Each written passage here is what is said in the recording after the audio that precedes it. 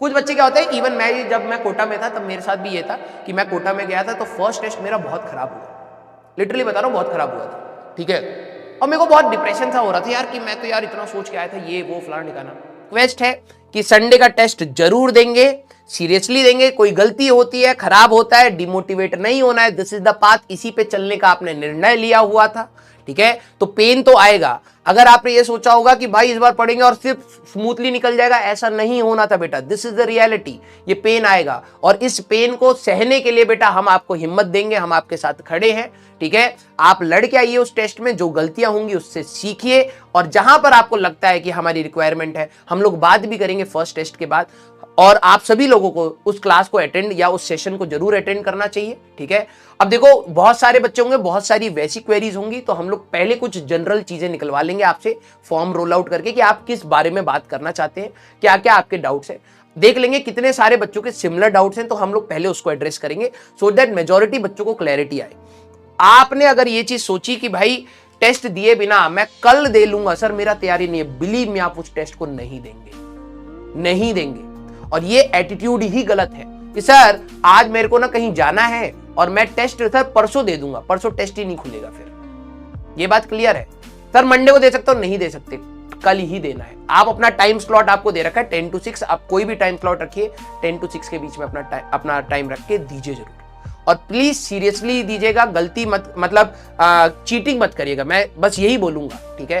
देखो भाई ऑनलाइन के बेनिफिट भी है तो ऑनलाइन का एक नुकसान भी है, ये आपकी लॉयल्टी भी चेक करता है कि आप पढ़ाई के लिए कितने लॉयल हैं, ठीक है।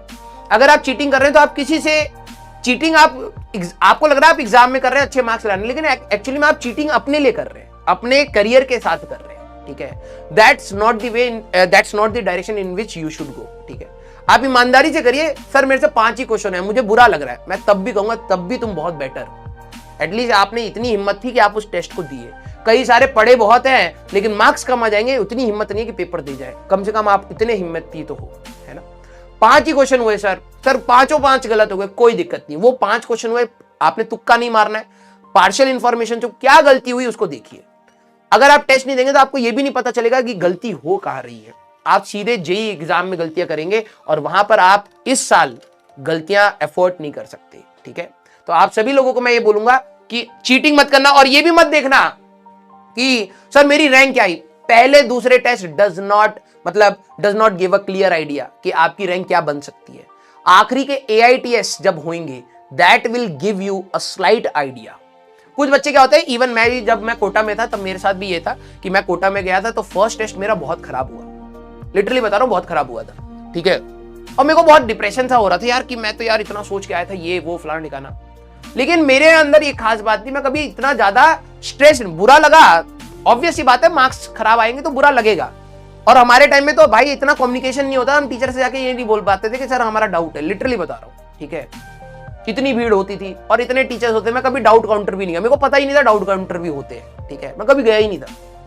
तो मेरे को बहुत बुरा लगा, लेकिन मैंने कहा चलो ठीक है देखा जाएगा, जैसा होगा देखा जाएगा। घर वालों को बताया, पापा ने कहा कोई नहीं करो तैयारी, अब क्या करें, ठीक है, और कोई ऑप्शन ही नहीं है। डाउन द लाइन जब मैं जाने लगा ना, जब आगे मैं टेस्ट देने लगा, मेरी रैंक इंप्रूव कर रही थी। अब देखो क्या होता है, आखिरी में बहुत सारे बच्चे टेस्ट नहीं देते हैं, मेरी रैंक अपने आप इंप्रूव करने लग गई। जब फुल सिलेबस के टेस्ट आने लगे, अपने आप रैंक इंप्रूव करी।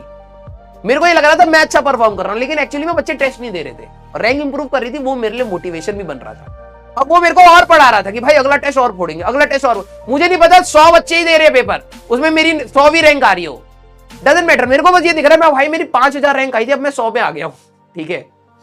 तो मैंने एक फेक मोटिवेशन ही समझिए, जो भी समझिए, मेरे को रियलाइज हो रहा था बच्चे टेस्ट नहीं दे रहे, क्योंकि मेरा रूममेट नहीं जा रहा टेस्ट देने, संडे को टेस्ट हो रहा है, मेरे हॉस्टल में से आधे बच्चे गए नहीं है टेस्ट देने, मुझे पता है बच्चे कम टेस्ट दे रहे, लेकिन मैंने फिर भी कहा चलो कम से कम इनसे तो आगे ही हूं मैं, ठीक है।